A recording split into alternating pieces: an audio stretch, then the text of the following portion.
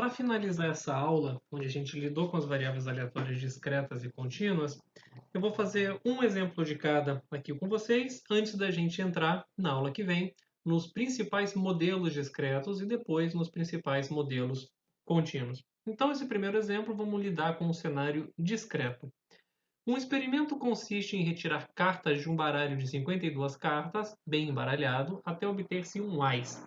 Seja x a variável aleatória que conta o número de cartas removidas nesse experimento, incluindo o ás, tá? Falando cartas removidas como um todo.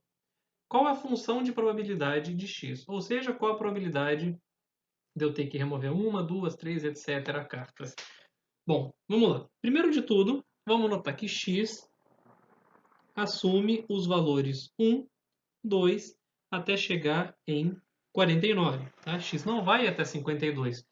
Por quê? A gente tem 4 ases no baralho, então no pior caso possível eu vou tirar 48 cartas, nenhuma delas vai ser um ás, vamos sobrar os 4 ases, e aí sim a próxima, a 49ª, vai ser o meu ás. Tá? Ou seja, a probabilidade de eu ter x igual a 50 é zero, não tenho como. Beleza? Bom, a gente pode construir essa função de probabilidade de duas formas diferentes. Tá? No fundo, a conta que a gente vai fazer está tendo implícito as regras do produto que a gente aprendeu em aulas passadas para a probabilidade condicional. Tá? Vamos entender então. A primeira forma que a gente vai fazer isso é a seguinte.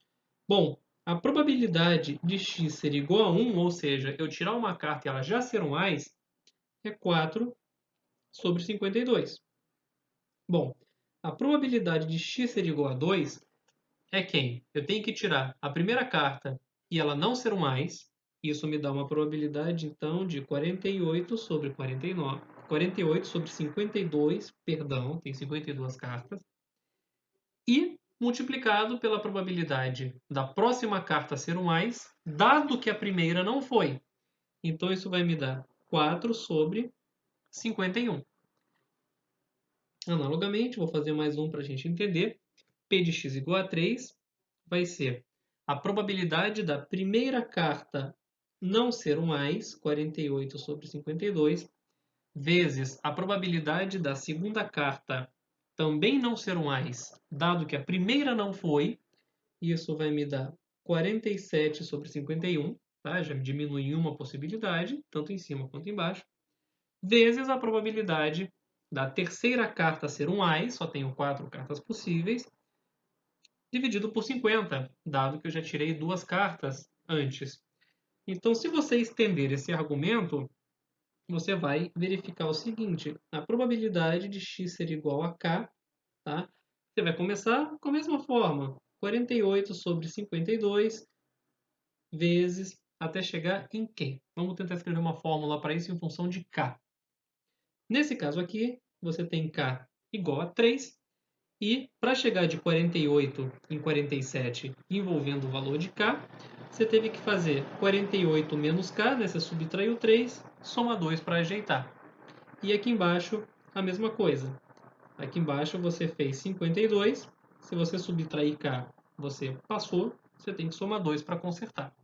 Então vai ficar a mesma coisa aqui, 48 sobre 52 vezes 47 sobre 51 vezes até chegar em 48 menos k mais 2 dividido por 52 menos k mais 2, que vai ser indicando que a késima menos 1 carta não é um ás, e a próxima carta vai ser um ás, ou seja, 4 possibilidades dividido por 52 menos k mais 1, né? 1 a menos do que antes que você tinha no seu baralho, ok?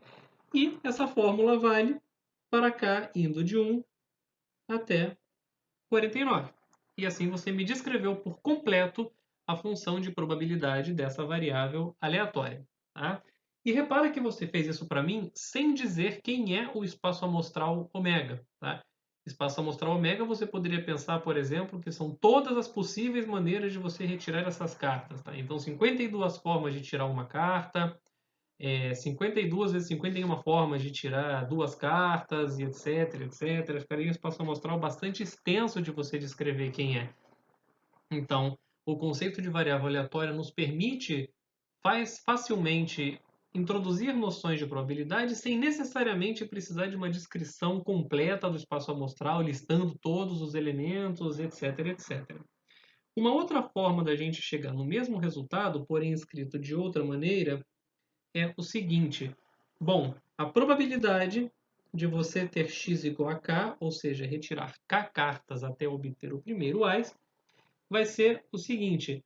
É a probabilidade de k menos 1 cartas não serem AIS, né? Você junta tudo em um bloco só, né? Você vai retirar k menos 1 cartas e nenhuma delas vai ser um AIS, ou seja, você pode escolher k menos 1 cartas de 52, escolhe k menos 1 forma, e os eventos favoráveis são aqueles que não contêm AIS, ou seja, 48 escolhe, perdão, k menos 1.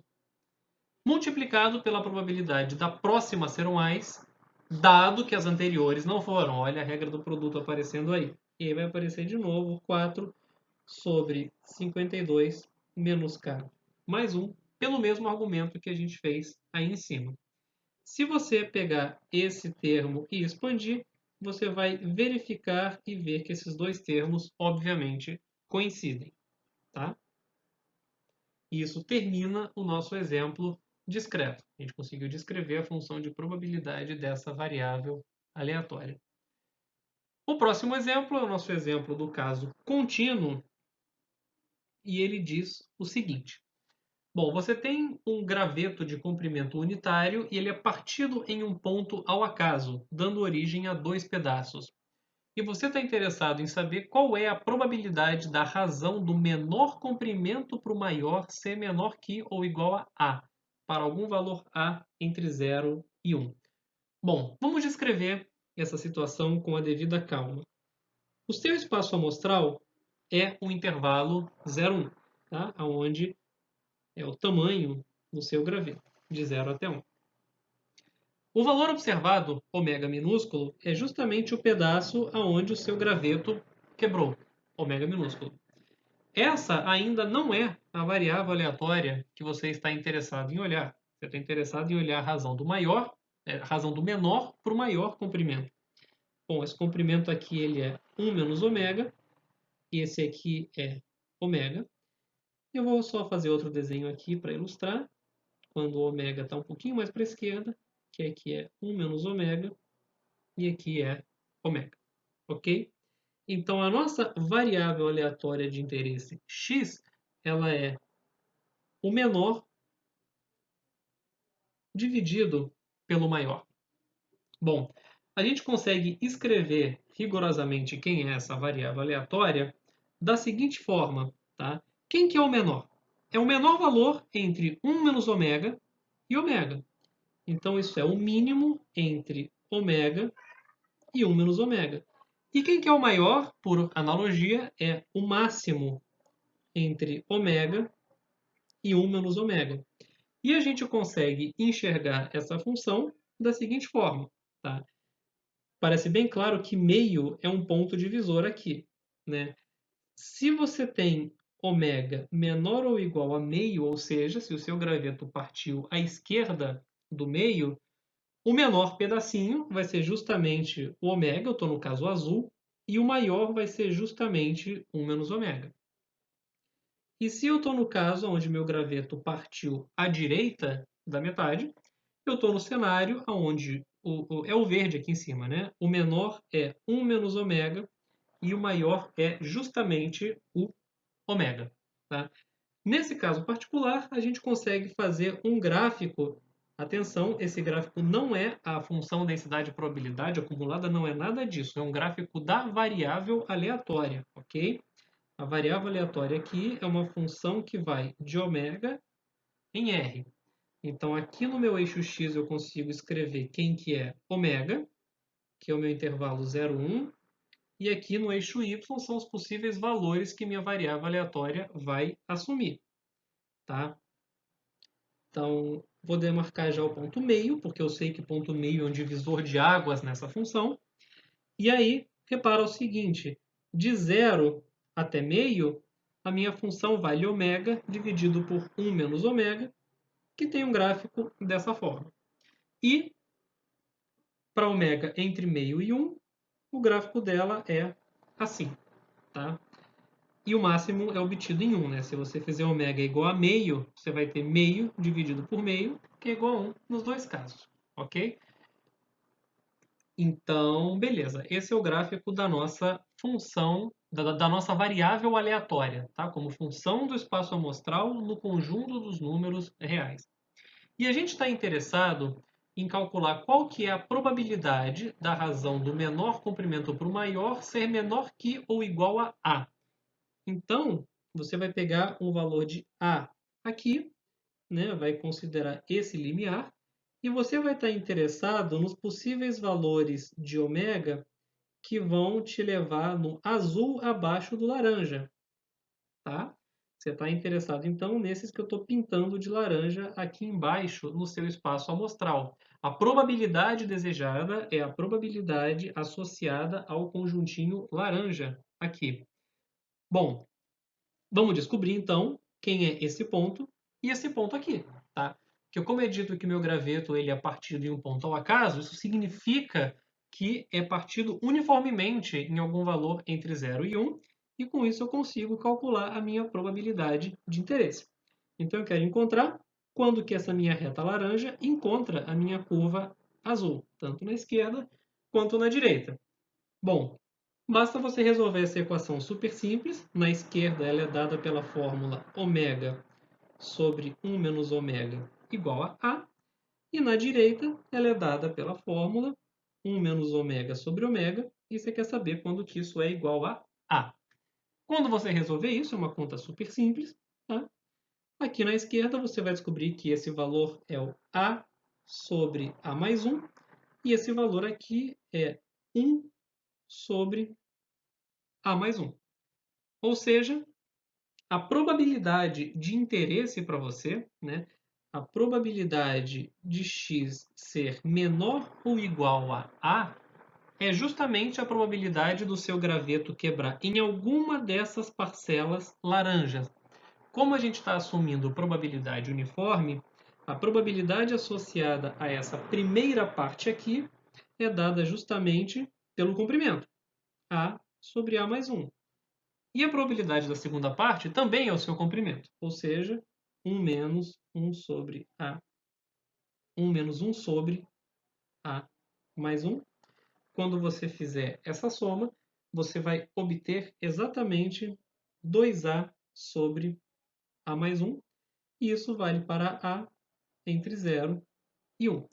Ou seja, você acabou de calcular quem que é a função de probabilidade acumulada dessa variável aleatória x aqui, tá?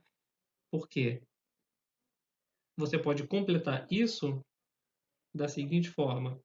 Bom, ela vale 0 se A é menor que 0. Ela vale 2A sobre A mais 1 se A é um número entre 0 e 1. E ela vale 1 se A é um número maior ou igual do que 1. Se você fizer o gráfico dessa função, você vai ver que é exatamente uma função contínua. Tá? Até aqui vale 0, aí ela cresce de alguma forma e a partir de 1 ela torna-se constante igual a 1. Tá? E se você derivar essa função, você tem exatamente quem que é a função densidade de probabilidade. Ou seja, ela vale 0 se A é menor que 0 ou A é menor que 1, né? Derivada aqui ou aqui vai ser 0. E entre 0 e 1, essa derivada vai valer, faça a conta e verifique, 2 sobre A mais 1 ao quadrado. Se A está entre 0 e 1. Tá? Então, isso daqui vai ser a sua função densidade, probabilidade da sua variável aleatória. Ok?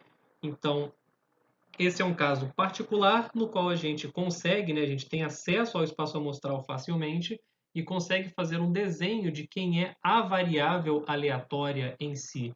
Em geral, a gente só vai ter acesso ao gráfico que a gente vai fazer agora, que é o gráfico da nossa função densidade e probabilidade, que é um gráfico onde a gente tem no eixo x A, no caso, né, os valores assumidos pela variável aleatória, e no eixo y a própria função densidade e probabilidade. Nesse caso particular, se você tiver A igual a 0, a sua função densidade e probabilidade começa em 2. Se você tiver A igual a 1, você tem 2 sobre 2 ao quadrado, que é 2 sobre 4, que é meio, aqui no ponto 1, e ela decai dessa forma aqui. Tá?